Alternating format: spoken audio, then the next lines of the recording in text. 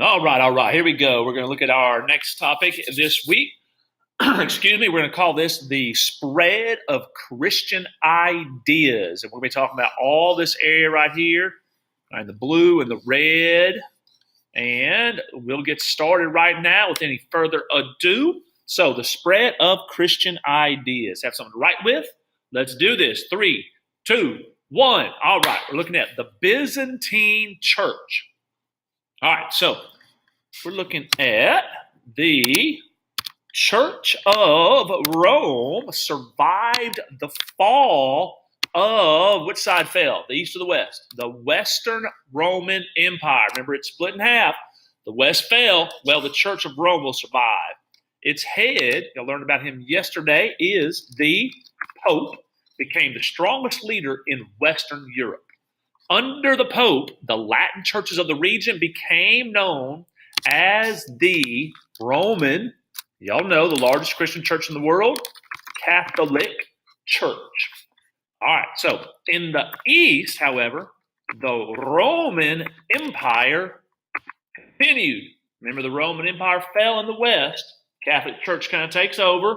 The Eastern Empire, all right, the Roman Empire keeps kind of going. It developed into the Byzantine Empire, though, so it changed its name.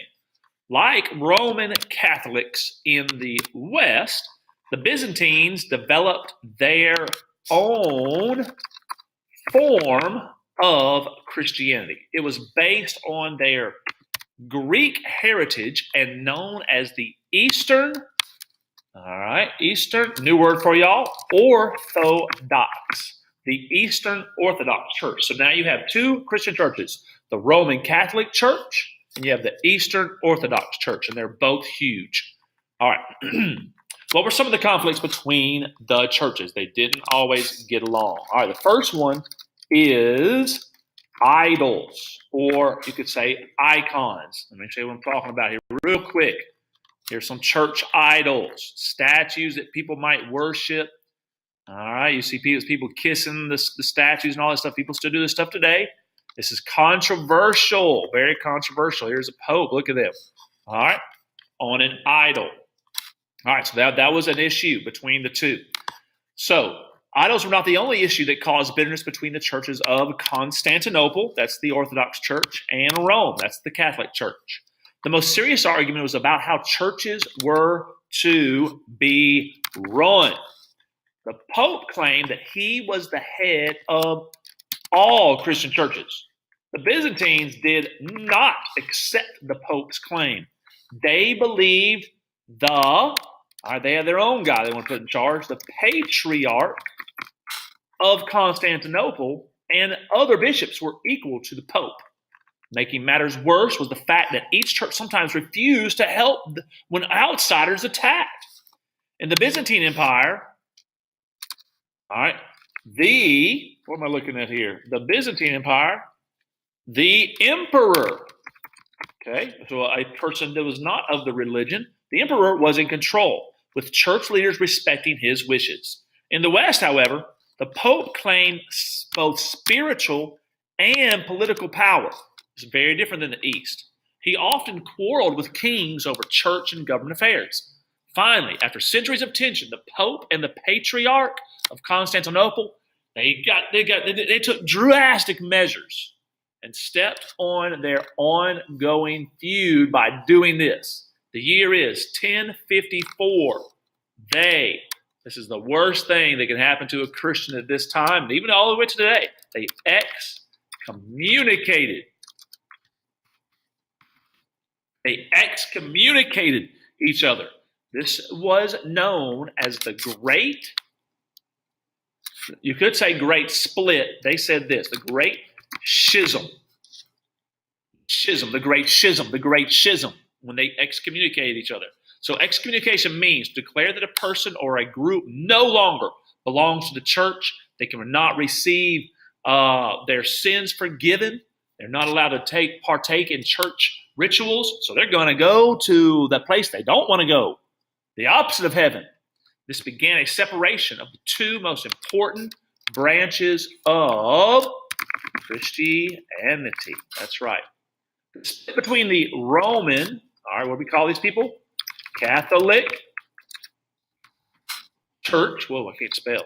Roman Catholic Church, all right, and the Eastern Orthodox churches has lasted to this day. So we just call them the Catholics and the Orthodox Church. Now, real quick, show you what this looks like. Here's the Great Schism. This in the blue, this is where the Orthodox or the Eastern Orthodox churches reside. And this is red right here. This is where your Roman Catholic Empire is. The green happens to be Muslims. We'll talk about them when we get back from spring break. All right, here we go. Let's continue on to our next question. All right, so Christian ideas spread. After the fall of Rome, the people of Western Europe faced confusion and conflict. As a result, people were looking for order and unity. Christianity helped them to meet this need. It spread, all right, it spread what? Where did it spread? It spread rapidly, very quickly into lands that had once been part of the Roman Empire. It also brought new ways of thinking and living to these areas. All right, two important people. So let's talk about monks and nuns. What did they do? Monks and nuns began to play important roles in the Roman Catholic and Eastern Orthodox life. They ran the hospitals, the schools, and aided the poor. They also helped preserve Greek and Roman writings. One important duty was to serve as missionaries. Missionaries teach religion to those that do not believe. All right, the monks were the men, the nuns were the women. All right, let's keep it going.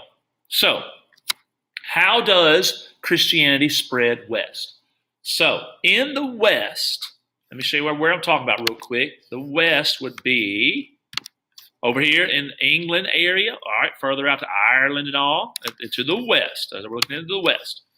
All right, so in the West, Christian missionaries looked to the islands of Britain and Ireland. All right, Ireland, yes.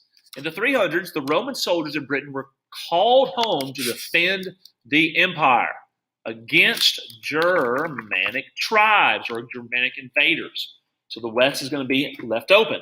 When the Romans left, Britain was open to attacks, all right, by others. Starting in the 400s, tribes from what are today Germany and Denmark invaded Britain, which later we'll call England.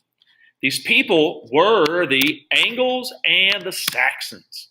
These groups united to become the Anglo-Saxons. All right, so they built settlements and set up several small kingdoms. The southern part of Britain soon became known as Angleland, or think about it, Angleland. That sounds like a place that you all know about, Angleland or England, okay?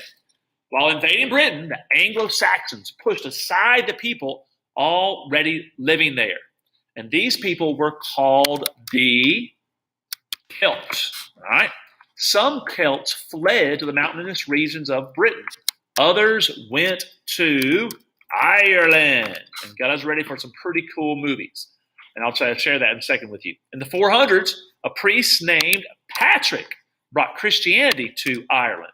He set up a number of monasteries and churches. Over the next century, Irish monks played an important role in preserving Christianity and Roman learning. Think about St. Patrick's Day. The Anglo-Saxons kingdoms of Britain were slower than Ireland to accept this new religion. All right, in 597, Pope Gregory I sent about 40 missionaries, all right, from Rome to take Christianity to England. The missionaries converted Ethelbert, a ruler of the English kingdom of Kent. Ethelbert allowed the missionaries to build a church in his capital of Canterbury. In about 100 years, most of England was Christian. Today, Canterbury is still an important center of Christianity in England. And it is called the Church of England. So check this out. I want you to see this real quick before we lose time. There's the Anglo-Saxons coming. This is the most famous Celt, all right, from the movie Braveheart. Go see the movie Braveheart if you haven't seen it. Pretty exciting. And here is the church in Canterbury. Quite beautiful. Yes, it is. And we'll end with the picture of Mel Gibson from the movie when he screams, "Freedom!"